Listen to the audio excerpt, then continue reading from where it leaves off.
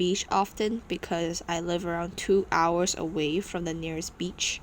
Usually, I go to the beach by train. Plus, I'm a lazy person, so I don't like going an extra mile just to look at water and sand. Anyways, when I was 6, the school planned an outing trip for us to have fun at the beach. Usually, my school outings have a purpose in them, but I can't remember the purpose on why we head to the beach, so oh well. So the teacher gave us all a souvenir. Nothing big, it's just a bucket and sand molds. Sadly, I was a lonely kid, always have been. So my classmates at the time were building their sandcastles, so I decided to join in. Ah, no! You are going to ruin it! What the fudge? Okay, maybe I didn't say fudge or swear, but that hurt. I began wandering the beach alone until I stumbled upon something glistening in the sand. I got down onto my 6-year-old knees and fumbled in the sand to dig up whatever's in it. I uncovered a shell. For some reason, this shell fascinated me. Suddenly, I have the urge to collect all the shells possible before my trip ends. So throughout the trip, I didn't play in the waters. No, I did not build sandcastles. Instead, I collected a bucket of shells. Maybe it wasn't a full bucket, but about a third. The bucket was decently large. So, when it's time to head back, we have to go wash up before we head onto the bus, for obvious reasons. One thing I remembered was the bathroom was packed with students and is situated at the end of a trail. The bathroom was small. After waiting for a long time, when it was my turn, I can see the bathroom was loaded with students here and there. Of course, there was a teacher who supervises us so we won't get into any silly trouble.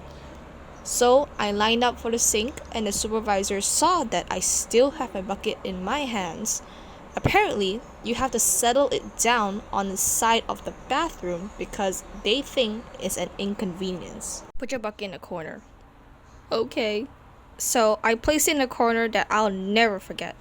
After I was done washing my hands, I began to search for my bucket. By peering into every bucket, not one I'm seeing contains a bucket of dirt filled with shells. So I began panicking. Something wrong? My bucket! It's gone! The supervisor then looked at me and in her mind was probably thinking, gosh, this kid is panicking over a lost bucket of shells. It's okay. Take a random bucket home, they're all the same. But deep down, no, it's not the same. Random bucket I took that had the shells in it were probably the only bucket I saw with shells. And there are 2 sad looking ones. Did I cry? I can't remember. But I did complain it to my parents, and honestly, I think they're glad I lost the shells because where in the world are they going to find a shell storage? My dad took the 2 sad looking shells and placed it on his coin plate. I don't know what's the purpose of this. I think it's his tiny collection of coins, I suppose. It's still up there to this day. However, I'm living with my aunt for now, so I didn't think I'll take a picture of a video for proof. So whoever got my collection of shells, do you have fun keeping it? In real life, stuff just came up. Working on a game, internships coming up, videos might take a little bit longer to produce, but I tried to shorten the time that I do for my videos because I am soloing this. I'm not a big shot with employers.